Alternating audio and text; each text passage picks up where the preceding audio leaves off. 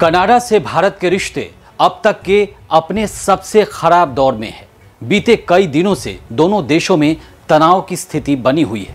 एक तरफ जहां कनाडा ने भारत से पंगा लिया, तो वहीं दूसरी ओर भारत ने भी अपने 5 डिप्लोमेट्स को 19 अक्टूबर तक कनाडा छोड़ने का आदेश दिया है।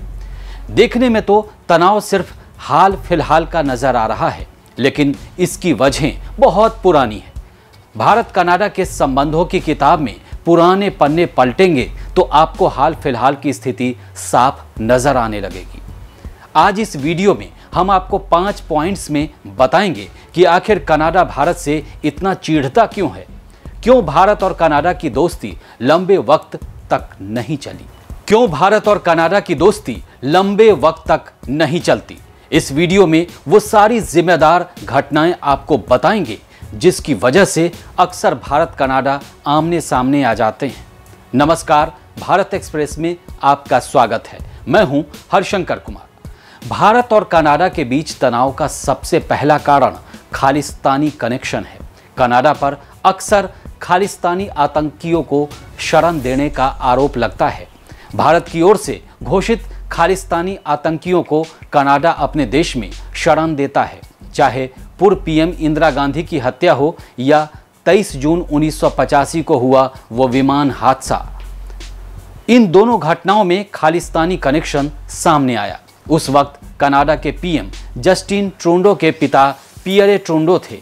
आज तक कनाडा सरकार ने आरोपियों को सजा दिलाने के लिए कोई ठोस कदम नहीं उठाया, जबकि वर्तमान पीएम खुद को मानवाधिकार के समर्थक कहते हैं।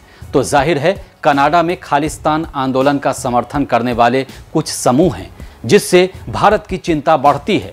भारत इसे अपनी अखंडता के लिए खतरा मानता है। आव्रजन विवाद का इमिग्रेशन कंट्रोवर्सी, कनाडा में भारतीय प्रवासियों की एक बड़ी संख्या है और कभी कभी इनके बीच सांस्कृतिक या सामाजिक मतभेद उत्पन्न हो जाते हैं, जो विवाद का कारण बन सकते हैं। कनाडाई सरकार वोट बैंक के चलते ऐसे आरोपियों पर कोई सख्त एक्शन लेने से बचती है। फलसफा भारत इन चीज़ों को कतई बर्दाश्त करने के मूड में नहीं रहता। कानूनी मुद्दे, कनाडा में कुछ ऐसे मामले हैं जो भारत के लिए संवेदनशील हैं, जैसे कि आतंकवाद से संबंधित आरोप जो आपसी विश्वास को प्रभावित कर सकते हैं। पीएम मोदी ने भी G20 में कनाडाई पीएम के आमंत्रण के साथ ये बात कही थी कि 21वीं सदी के इस युग में युद्ध और आतंकवाद को कोई पनाह नहीं दी जा सकती। जाहिर है ये संदेश कनाडा के लिए था। बावजूद इसके कनाडाई पीएम भारत विरोधी बयान देने से नहीं चूके। सामाजिक तनाव के चलते भरोसे की कमी, कनाडा के पीएम पिछले साल भारत में आयोजित G20 शिखर सम्मेलन में हिस्सा लेने आए, तब भारतीय पीएम ने सार्वजनिक तौर पर और उनसे व्यक्तिगत मुलाकात में भी स्पष्ट कर दिया था कि आतंकवाद की अब इस दुनिया में कोई जगह नहीं है। पीएम ने यह भी कहा था कि संगठित अपराधों, ड्रग माफियाओं और मानव तस्करों के खिलाफ चल रही लड़ाई में कनाडा को भी भारत सरकार के साथ कंधे से कंधा मिलकर चलना चाहिए। इसका कोई असर कनाडाई पीएम पर नहीं पड़ा। उनके गुस्से का पता इस बात से भी चलता है कि विमान खराब होने के बाद वो 2 दिन तक दिल्ली में होटल से नहीं निकले। उन्होंने भारत सरकार के उस ऑफर को भी ठुकरा दिया जिसमें उन्हें सुरक्षित विमान से कनाडा भेजने का आग्रह किया गया था। वो अपना विमान ठीक होने के बाद ही भारत से वापस लौटे और स्वदेश पहुंचते ही कनाडा की संसद में भारत के खिलाफ आग उगलने से नहीं चूके। अक्सर वीजा सेवाएं रद्द कर देना, बीते साल सितंबर में ही कनाडा ने भारत के खिलाफ एक और कदम उठाया था, जिसमें भारत पर खालिस्तानी आतंकी की हत्या के लिए जिम्मेदार मानते हुए भारतीय इंटेलिजेंस के एक अफसर को वापस जाने का हुक्म सुना दिया था। इससे खटास और बढ़ी तो भारतीय दूतावास ने कनाडा से वीजा सेवाएं सस्पेंड कर दी।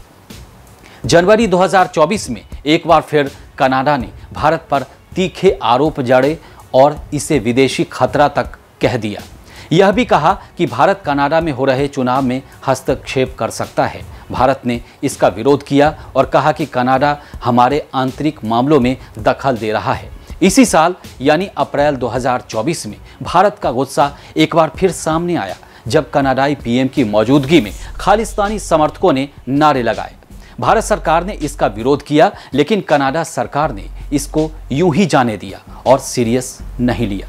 हालांकि ध्यान देने वाली बात यह है कि दोनों देशों के बीच कई सकारात्मक संबंध भी हैं और आपसी सहयोग की संभावनाएं मौजूद हैं, लेकिन फिलहाल तल्खी को देखते हुए ऐसा कुछ संभव लग नहीं रहा।